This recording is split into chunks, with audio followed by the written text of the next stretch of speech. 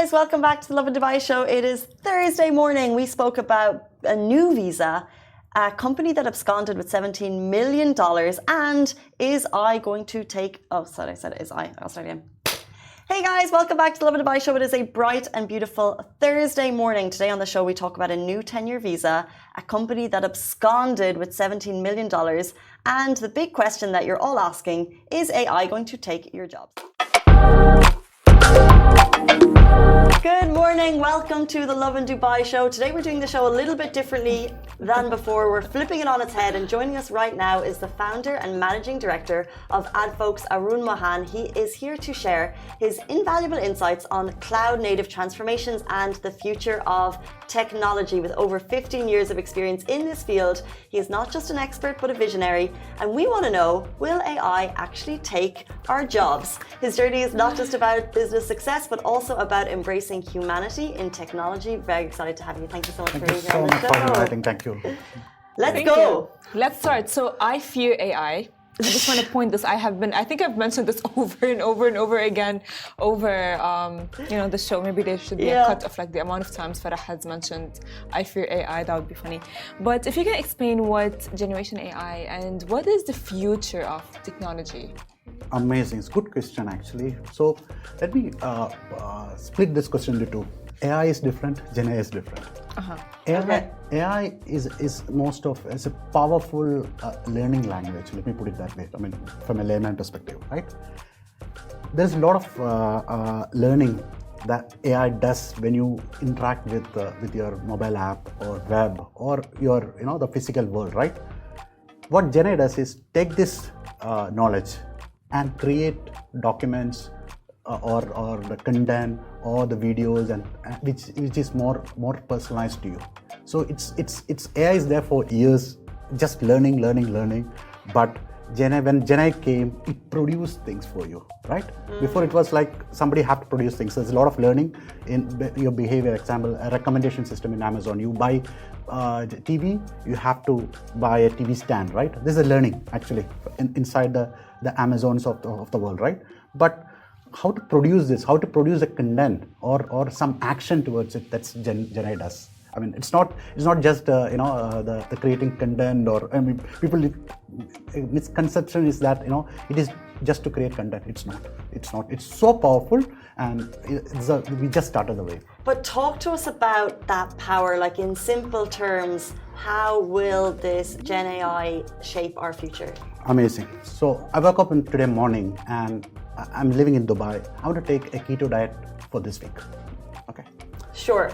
What's the next steps to go, right? Starting from home, I want to make sure that my groceries are filled with all the keto things, and I want to make some lunch, dinner, everything is taken care of, right? I go to noon.com or Amazon or any e-com for that matter. All these e-com have multiple channels, right? It delivers grocery, it delivers food, it delivers a lot of stuff. The moment you explain to them, assuming a chatbot or a chat system, right? Inside I'm trying to be as much layman I can. Yes, we appreciate that. We really do. And it's like, okay, I would like to go for a keto diet today, and it asks you, okay, which kind of keto diet and what this thing. The moment it will go to all of the back-end process, likes of grocery, food, the lunch, what you want to eat, the restaurants you want to choose, automatically it picks up things for you and say that, give you a feedback. Can you give a feedback? This is what you're looking for. If you say yes, no, the moment it automatically plays the orders for you at your office, home, grocery, everything.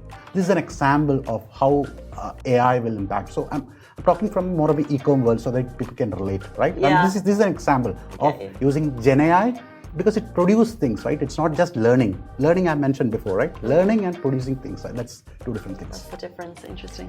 So I mentioned at the beginning of the show that I do fear AI, and the only reason I fear AI because it might take over our jobs. So what is the rise of like Gen AI and of course the future of employment right now? I'm hearing this lot of content out in the market, saying Gen AI taking some. To be honest, it's not there actually, right? Today, what Gen AI can do, it can create video content, it can create logos, it can create copyright content, whatever it is. still you need a supervisor. Did any AI produce content without supervisor? Sure. Until that moment, things are good. Yes, it's replacing job. I mean, people who are doing repetitive tasks, like, I outsource all my consolidating all my bills.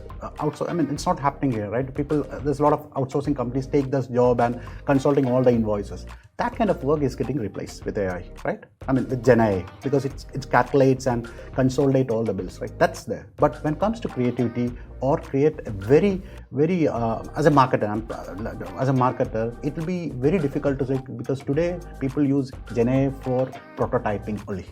It's not production ready. Market yet to come to create specialized app, right? So ChatGPT or Bard, all these are just starting. It's a framework. It's a learning tool till now. Actually, it's only prototyping. I love the way you've kind of half mentioned that it's just the beginning, and Farah's saying, will it take our jobs, which is definitely a concern in future. But our question is, what about the security concerns? What about privacy concerns? What about the way AI is like taking my voice and it can use it, or take my photo? How can maybe businesses or people address those now, so we shouldn't fear them? So I mean, this is bit technical actually. There are techniques like jailbreaking, Gen AI and things like that. So there are in IT world it's called firewalling, controlling who talks to what and control what data leaves out. It's called guard railing actually. So there are techniques that an enterprise or a e-com company or an internet-based company use to control this basically. So there are, but it's getting adopted. It's very early to say, right? So whatever platform that we see today, like Gen AI, OpenAI, or the Bard of the world, it's just a basic platform. The more apps to come, very specialized, you can't, because it's all about the data that you have. I told you, right? The AI is there, the learning thing, right? That learning, if you don't have a perfect learning data, it's very difficult to get a perfect answer. Still, you need a supervisor. So it's not really easy. And how I see is that, we see the text and voice of yours. Still, it's not, if you see very, very perfect, I'm a bit curious and this is something generated by AI. But it's all about the data you have, right? I mean, the perfection still, I feel it's not there. It's not there, okay. Well, we have seen a lot, like the other day we reported on the AI influencer. So how can people who use, their phones and social media and all of these things, differentiate between the real and the AI in terms of like phone calls, messaging, and all of those things? So, we're all aware of something called plagiarism, right? I mean, just give you an example. Mm-hmm. Like this, there's a lot of plugins available today.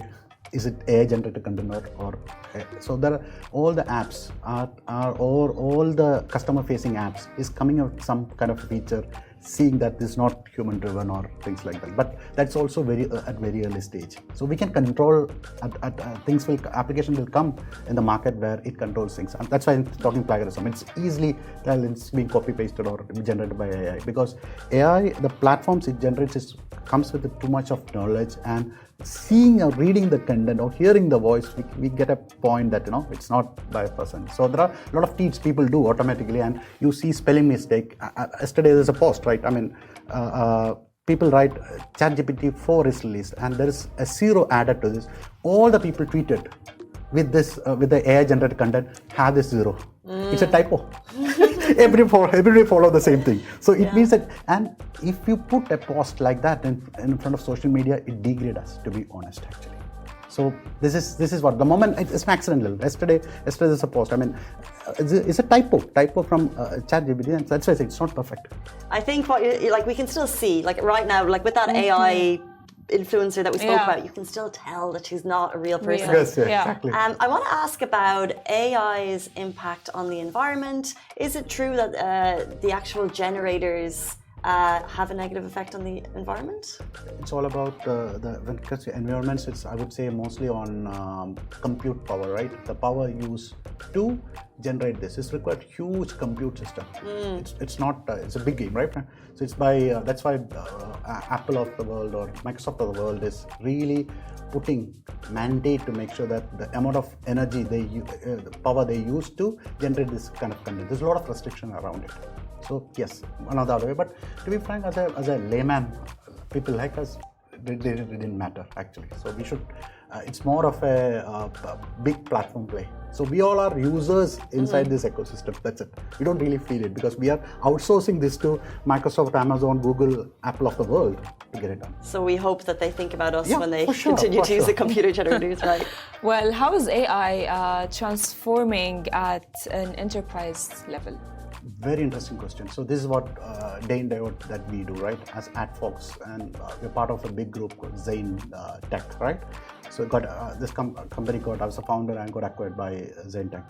So what enterprises is trying? So everybody's in the experiment stage, right? So the airports of the world have replacing the chatbot, the manual way how they respond to flights and this. Now they are trying to bring the knowledge inside. So, example, somebody is asking for what's my flight to Heathrow today, and by the way, it also gives a recommendation. Oh, by the way, it's raining in UK. Make sure that you do blah blah blah. That's where it's going. So it's still not live because again, there's an incident. Somebody went to Volkswagen website chatbot and asked for how to make pasta, and it responded. Can you imagine? It's amazing. So I mean, so still let's say very early stage, but it's getting matured and people in an enterprise are putting money. So I'll see an example. So we have seen blockchain wave all these years, right? But if you go to as an enterprise company helping customers in digital transformation, it was very difficult to get a check of $100K to do a blockchain project. But if it is AI, CFOs are pushing this because they want to optimize, they want to give more customer experience. That's a mandate. Doesn't care how it is being done because AI is so powerful so that it can do a lot of things, improve and optimize the cost, how the business is run today. So that's why enterprises really embrace. It's not like a technology that we have seen so far. It's getting matured, early stage, but still there's money actually. Enterprises are putting money, invest in doing research and see how this will help the business to optimize. I feel like I know what the answer to this question is going to be, but when AI, initially came to the fore in media, Elon Musk was, speaking of its benefits, and then he was like, okay, we need to pull back, it needs to be regulated. In your opinion, should we fear AI or should we embrace it? We should embrace it actually. So if you fear, I don't think there's no, look, talent can come, right? There's a competition for me, competition for you, right? Can you stop it? You can't.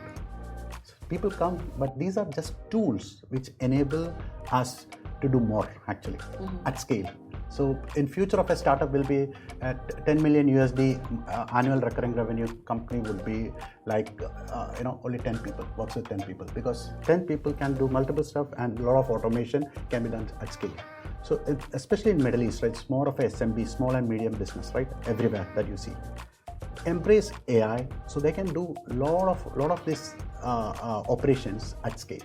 They don't need a lot of people to get things done. So this is interesting. That's why Middle East, let me put it, UAE becoming an AI powerhouse of a lot of announcements. Microsoft investing in Abu Dhabi with G42. So all these is showing that there is a lot to do. And to be frank, I'm so proud to say that UAE becoming a center of AI power, and we are in the right place in the right time. This is an opportunity for all of us. Interesting. Well, of course, I just would like to know, how can, individuals, like all of us, adapt to the technology and the AI as a whole? So that's two kind of users, right? Let me put it as citizens. Let me tag all of us citizens, like in our day-to-day life, how to adopt. So I woke up today morning, I want to put a go-to-market strategy for one of the product that I want to go. How I embrace AI, I see what are the scenarios. This is my USP of my customer. This is what I want to pitch. Then I'm training myself and saying that, if customer says, not now, later, what's the pitch I should give, right?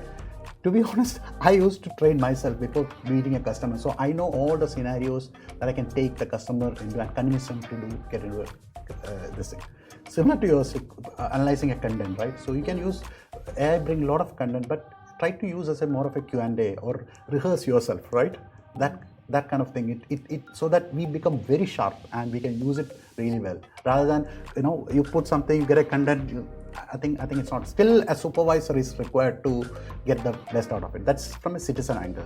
From an enterprise angle, I covered most of the use cases in its different scenario, right? So this is where the CFOs are really under pressure because citizens started adopting a technology. Why enterprises or business not using it? That's why they're putting money on the table, saying, "Yalla, let's start testing things how to optimize our business." Agreed. So acceptance of citizens that's a wave. I mean, blockchain was not adopted by citizens. You and me couldn't try a blockchain application. We talk high about it, Google it and talk. But have you tried creating a blockchain app? No. But we have started using it. So it's reached the moment a technology reaches the citizens, started using it, that's where things gonna change.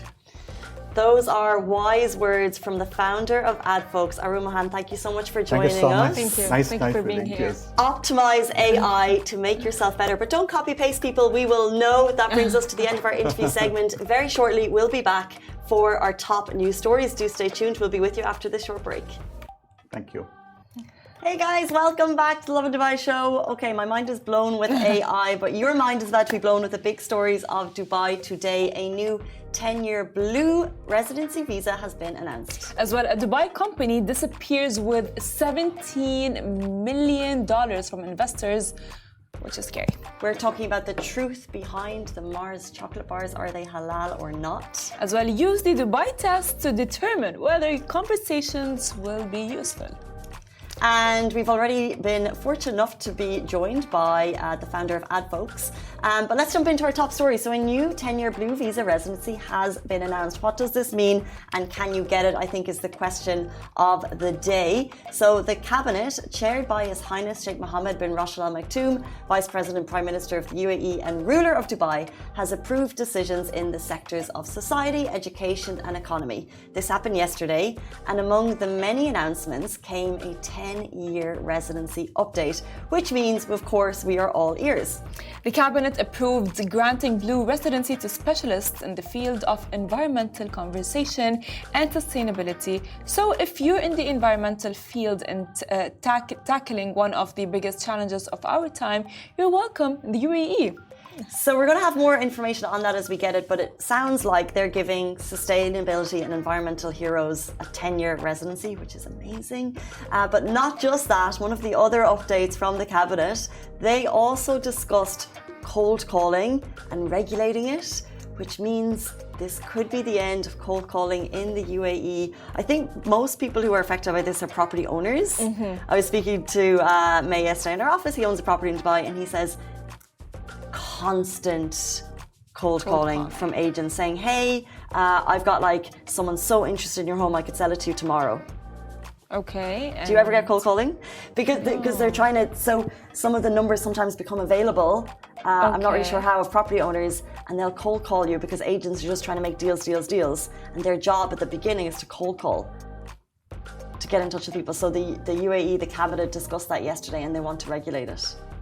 I mean, honestly, I haven't because I do not own property. Maybe in the future, I don't know. But of course, I can imagine it must be kind of like, maybe I would say annoying. It is annoying. It can be really annoying. I mean, if I was like, if I had property and I would have like a cold call, I'd be like, can you leave me alone and stop calling, please? You're annoying me. Do you though, when you get a random number, do you answer? Yeah, but they're mainly scams.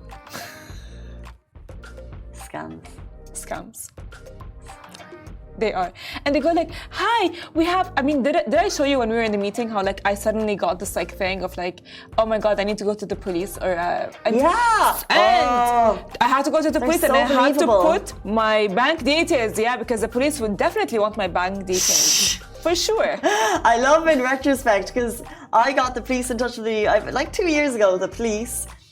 And at the time you're like, oh, maybe they need it for my Emirates ID that's nearly out of date. It's like they know.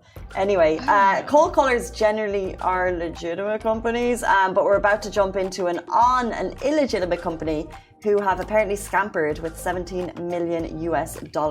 Well, this is scary because these people took scam to a different level. So Dubai company disappears with $17 million from investors. So Blue Chip Group is an investment company that promised investors a 3% monthly return on a minimum investment of $10,000. Now locked in for 18 months. But things took a turn when payouts stopped and calls were unanswered, as reported and investigated by journalist Mazhar Farouqi. A brilliant story on the Khalij Times this week. After months of payouts, investors were left with bounced checks. Khalij Times paid a visit to the office, and which was once a bustling workplace, became a ghost town. Now, after months of payouts, investors were left with bounced checks. Of course, Khalij Times paid the office a visit, and what was once a bustling workplace became a ghost town. Investors anywhere from, they put in values of anything from 1,000 dirhams to 1 million. So you can imagine how people are keenly affected by this. They all received an important announcement email from the company on April 15th and April 20th. This cited regulatory issues and suspended further payouts. Now, they received another email on May 2nd stating that refunds plus 10% will be made through a trading wallet, provided investors engaged in minimum trading activity for 6 months. Investors, however, never signed up for a trading wallet with the company. Blue Chip looked very legitimate, by the way, with a professional-looking website, celebrity endorsement, or rather just attended one of their events and social media presence. Scary. We all want to save. We discussed yesterday the FIRE theory of like, okay, so you save 80% of your money, you put it somewhere, it grows, but like, you need to know where you're putting your money. The poor people involved in the story, it's so hard to know what's legitimate and what's not. That is true. Especially when you see a celebrity name attached to something. For some reason, it gives the gravitas that it's real. Yes, and the thing is, like, I think they use, like, I think the celebrities should sue them for that, if you want to think about it. Because, like, if someone's using my name as if they're invested, gone. They're I think the people who've lost their money would also like to, right? Yeah, but like at the same time, I mean, I don't know, but they must be very frustrated. It must be like, this is a different level of scam at this point. Yeah, we understand calls, emails, all of these things, messages, but a company, and you actually have people actually invest in the company, and then you take all of the money and leave. Like, what sorcery is this? Like, I mean, who hurt you? Actually, and to operate it from the UAE, because as far as our knowledge goes, a lot of these scam operations are in different countries, and they've got they've got offices set up. But to run it from the UAE, I think you're putting yourself in extremely hot water. And we do know that that there's regulations against this. If the company is ever found, the people involved with it, they will be held accountable. That's true. We just hope that the people who put their hard-earned money into this unknowingly, we hope that they get their cash back. It's just when you look at the rates that were initially involved, so they were saying kind of you'd get a 3% monthly return. It says here a minimum investment of $10,000 locked in for 18 months. But if you're getting 3% monthly on that, you're thinking, okay, I'm only putting my money in for less than 2 years, and I don't have the figure here, my maths is terrible, but that is a tasty looking investment. That is true. And I think sometimes if it looks too good to be true, unfortunately in this case, it looks like it was too good to be true. It was too good to be true. And you know, that's the thing, like, I feel like, of course, I'm not going to say anything to whoever invested in the company, you know. I feel bad for them, you know. If I have anything to say, I'll be like, haram, because they wanted to, you know, probably like they had a lot of money saved up and they wanted to invest in it. And they're like, fine, that's a good company.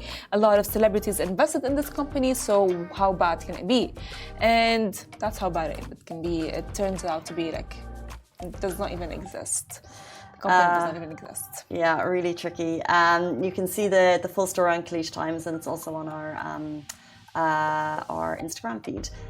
Jumping into another story, we're talking about Mars chocolate bars, my favorite.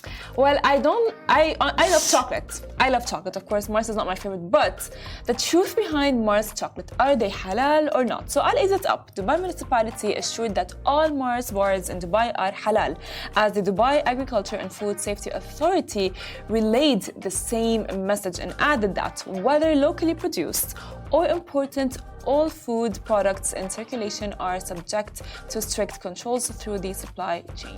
So if you love Mars bars, this will be music to your ears. It's stated that any products must meet approved standards before entering the country. Also, regular checks are done on food items to make sure that they're safe to eat. So, it further mentioned as well that its actions are guided by technical regulations and standards, which are consistently revised to stay aligned with the latest advancements. So, of course, you can use the, don't forget to I feel like it's very easy when there have been a lot of rumors around, not only with Mars, with other products. Oh, this is not halal, this is haram, this is that. But we forget that we are actually living in the UAE, and the UAE never allows anything to enter without even checking it beforehand. Good regulation here. Good point. One thing I need to ask is, before the show, Farah said she didn't like Mars chocolate bars. I was like, what? They are OG. But my question to you, Massa, Hisham, Farah, have you guys tried a battered Mars bar? No. Well, maybe if I try it, I'll change my mind about Mars. I used to work in a chipper. Okay. Like a chip shop. And you would batter the fish. So the batter that you would use for the fish, fish and chips. Mm-hmm. You know the batter that goes on the fish. You use that batter. You put a Mars bar. You put the Mars bar in the frying, the vat of oil with the batter around it. And it is literally the most, because it gets so melty inside, because you know that it's the stuff on the inside that you don't like, with the caramel and the squidgy, not mousse, the squidgy. Yeah. And then it's so gooey, and then you've got the fried. It's probably the worst thing you could do for your heart. So on a health note, I do not condone. But for a most ridiculous treat you'll ever have, battered Mars bar. Do they sell them in Dubai? Has anyone ever had one? Battered one? I don't think so. I mean. Yeah. Anyone watching on Instagram, TikTok, do they sell battered Mars bars in Dubai? I feel like I saw one on a menu in the last year, and I can't remember where. I don't know. How many calories is that? Many. I think you would need to work out at the gym for 4 or 5 hours minimum to burn it off. You'll feel really sick after, so you won't want to eat for a while. Yeah, but still, I don't think that would. So good. Battered Mars bars, anyone? I know I'm actually going to need to check, but not the time to do it. But it's time, and if there's ever a place, I'll get us one so you can all try that amazing treat. It's not about the weight. It's like, when we talk about fire, and it's like, should you save your whole life? Yeah. And then, but with food, should you eat nothing and then just feel like peak health, or indulge a little bit? You gotta indulge a little bit. Yeah, but moderation on all accounts. But I fear for myself, because if I'm gonna indulge, fully. Yeah, it's hard to stop at one. That's true. Okay, let's jump in. This was really cool. This was in the Financial Times. Something called, you can use the Dubai test to determine if conversations will be useful. So this came by financial columnist Janan Ganesh, and he said the recipe to determining stimulating discussion, he advises bringing up Dubai, and then you'll figure out whether or not the conversation will be useful or not. So in the column, he wrote, this is the Dubai test. Soon after meeting, someone mentioned Dubai. If it provokes a smirk and a jibe at the crassness of the place, this is useful. You can filter that person out. So basically, if you're like, oh, I live in Dubai, and they're like, that place, then he said, filter that person out. He basically said knocking Dubai took over long ago from knocking LA as the blandest opinion in the world. People are bored of the opinion that people don't like Dubai.